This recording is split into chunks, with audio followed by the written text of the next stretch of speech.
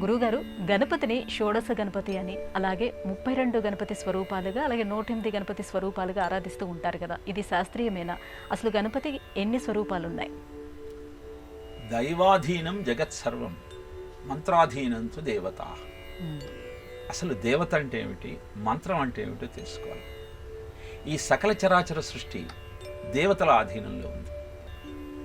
ఆ దేవతలు మంత్రానికి పట్టుబడతారు. కనుక ఈ మంత్రాన్ని నువ్వు ఆవాహన చేస్తూ అనుష్ఠానం చేస్తున్నప్పుడు ఆ మంత్రానికి రూపంగా ఆ దేవత యొక్క వ్యవహారం అంతా కనపడుతుంది మనకి. అలా కలియుగంలో గణపతి, హనుమంతుడు వీరిద్దరూ ప్రధానమైనటువంటి దేవతామూర్తులుగా చెప్పబడతారు. ఏ ఏ దేవతామూర్తులైతే మిశ్రమ రూపంలో ఉంటారో, అంటే హనుమంతుడికి వానర ముఖము, మానవ దేహము, గణపతికి గజముఖము, మానవ దేహము, నృసింహస్వామికి సింహము ముఖము, మానవ దేహము, హయగ్రీవునికి అశ్వముఖము, మానవ దేహము.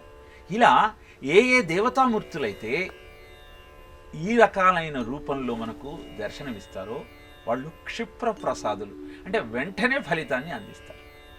ఇప్పుడు ఒక్కొక్క దేవతామూర్తికి అనేక రూపాలు ఉన్నప్పుడు అనేక మంత్రాలు ఉంటాయి. అలా గణపతికి 33 మంత్రపూరితమైనటువంటి రూపాలను తెలియజేశారు. బాల గణపతి, తరుణ గణపతి, భక్తి గణపతి, వీర గణపతి, శక్తి గణపతి, ఉచ్చిష్ట గణపతి, ద్విముఖ గణపతి, త్రిముఖ గణపతి, డూండి గణపతి, రుణ విమోచన గణపతి, హేరంబ గణపతి, లక్ష్మీ గణపతి, ఇలా 33 అద్భుతమైన రూపాలతో గణపతిని అర్చించేటువంటి వైదిక విధానం భారతదేశంలో అనాదిగా కొనసాగుతూ ఉన్నది. అంతేకాకుండా నీ నక్షత్రాన్ని బట్టి నువ్వు ఏ రూపాన్ని ఆరాధించాలి. నీది అశ్విని నక్షత్రం అయితే ద్విముఖ గణపతిని ఆరాధించు, భరణి నక్షత్రం అయితే సిద్ధ గణపతిని ఆరాధించు, కృత్తికా నక్షత్రం అయితే ఉచ్చిష్ట గణపతిని ఆరాధించు.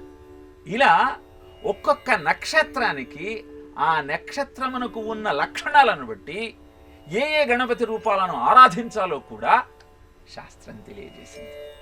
కనుక గణపతి ఆరాధన ఒక వేడుకలా, ఒక వినోదంలా కాకుండా శాస్త్రీయంగా వైదిక ధర్మాన్ని అనుసరించి విధి విధానాలను పాటిస్తూ నువ్వు ఆచరించగలిగితే, వేదంలో గాయత్రి మంత్రం తర్వాత అంత పవర్ఫుల్ మంత్రం మృత్యుంజయ మంత్రం తర్వాత గణపతి మంత్రం. నీ కోరిక తప్పకుండా తక్షణమే నెరవేరుతుంది. కానీ ఆచరించే విధానము సక్రమంగా ఉండాలి.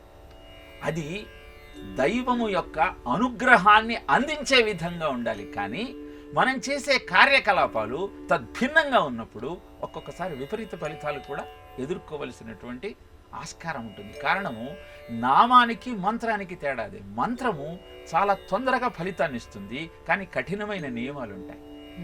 నామము ఎలాంటి పరిస్థితుల్లో అయినా చెప్పుకోవచ్చు, చిన్న చిన్న నియమాలతో. కనుక అద్భుతమైన గణపతి ఆరాధన అనేక రూపాలలో మనం ఈనాడు వినాయక చవితి నాడు, ఇతర పర్వదినాలలో చూస్తూ ఉన్నాం. అవన్నీ శాస్త్రీయమే, కానీ ఒక్కొక్క చోట వినోదం కోసం, వేడుక కోసం విపరీత గణపతులను ఆవిష్కరిస్తూ ఉంటారు. అది మాత్రం శాస్త్రసమ్మతం కాదు, వైదిక ధర్మానికి విరుద్ధమైనది. నీ వినోదానికి, నీ వేడుక కోసం దేవతా రూపాన్ని అవమానిస్తే అది సక్రమమైన పద్ధతిగా చెప్పబడదు.